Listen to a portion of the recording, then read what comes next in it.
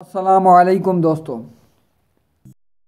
کون جانتا تھا کہ 15 مارچ 1983 کو ایک غریب خاندان میں پیدا ہونے والا بچہ 16 سال کی عمر میں ناسا جیسی کمپنی کو ہیک کر کے امریکہ کو تکنی کا ناچ نچائے گا۔ یہ ایک ایسا بچے کی کہانی ہے جس نے 16 سال کی عمر میں ہیکنگ کی دنیا میں دھوم مچا دی۔ دوستو، یہ کہانی ہے جوناتھن جیمز کی کہ ایک کم عمر مگر ایک انتہائی ذہین نوجوان تھا۔ جب سارے لوگ رات کے وقت سو رہے ہوتے تو یہ نوجوان کمپیوٹر سکرین کے سامنے بیٹھا رہتا تھا۔ یہ ایک ایسی دنیا میں جسے وہ محض 16 سال کی عمر میں تبدیل کرنے جا رہا تھا۔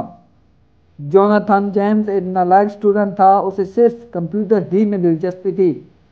جوناتھن نے کمپیوٹر ہیکنگ میں دلچسپی لینا شروع کر دی۔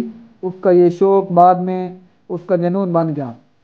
اس کا اس وقت یہ کام اس لیے بھی زیادہ اہمیت رکھتا تھا کہ ناسا کے کئی اہم سافٹ ویئر سیکرٹ مشن ان کے کمپیوٹر سسٹم میں موجود تھے۔ ان معاملات کا لیک ہونا امریکہ کے لیے شرمندگی کا باعث بن سکتا۔ یہ معاملہ کولڈ وار سے ہی منسلک تھا۔ کولڈ وار کی مکمل معلومات جاننے کے لیے ہماری ویڈیو یوٹیوب پر موجود ہے۔ اس ویڈیو کا لنک ڈسکرپشن میں موجود ہے۔ یہ سال 1999 کی بات ہے جب جوناتھن کی عمر تقریباً 16 سال تھی اور اس نے وہ کام کر دیا جو کسی نے سوچا تک نہ تھا۔ اس نے ناسا کے کمپیوٹر سسٹم کو ہیک کر لیا۔ جی ہاں، ناسا اس وقت سب سے مشہور اسپیس ایجنسی تھی۔ اس کے تمام راز اب 16 سال کے لڑکے کے ہاتھ میں تھے۔ اس ہیکنگ کی وجہ سے ناسا کو بہت بڑا نقصان اٹھانا پڑا۔ جوناتھن نے $1.7 ملین کا ایک سافٹ ویئر چوری کیا جو کہ ناسا بہت جلد انٹرنیشنل اسپیس اسٹیشن میں انسٹال کرنے والی تھی۔ اس ہیکنگ کی وجہ سے ناسا کو بہت بڑا دھچکا لگا کیونکہ ایک نوجوان جس کی عمر 16 سال تھی، اس کی وجہ سے ناسا کو کئی دن اپنے سسٹم کو بند کرنا پڑا اور انہیں دوبارہ سسٹم کو ٹھیک کرنے کی ضرورت پیش آئی۔ جون 2000 کی ایک رات جب اس کے دروازے پر دستک آئی تو اسے اندازہ نہیں تھا کہ یہ دستک اس کی زندگی کی سب سے بڑی تبدیلی کی دستک ہوگی۔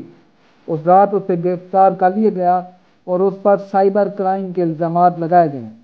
کیونکہ امریکن قوانین کے مطابق 20 ایئر سے کم نوجوان کو جیل نہیں بھیجا جاتا تو اسے 6 ماہ کے لیے ہاؤس اریسٹ میں رکھا گیا۔ ہیکنگ کے بعد جوناتھن کی زندگی میں بہت زیادہ مشکلات آئیں اور اب 2008 کا وہ سال آ گیا جس میں جوناتھن کے سائبر کرائم کے جرم کے شعبے میں اس کا نام دوبارہ آ گیا، اگرچہ ان کے پاس اس جرم کا کوئی ثبوت نہیں تھا۔